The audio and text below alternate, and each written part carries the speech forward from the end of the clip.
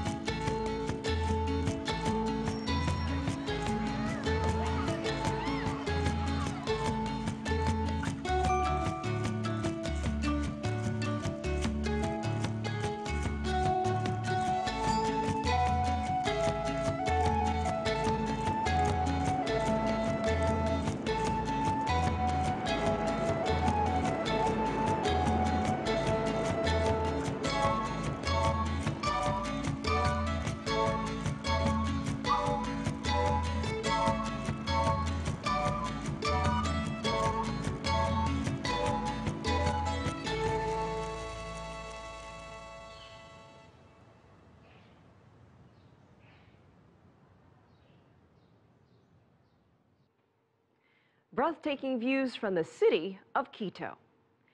That brings us to the end of our broadcast this week. We'd love to hear from you, so tweet us at CCTV_America or email us at an@cctv-america.com.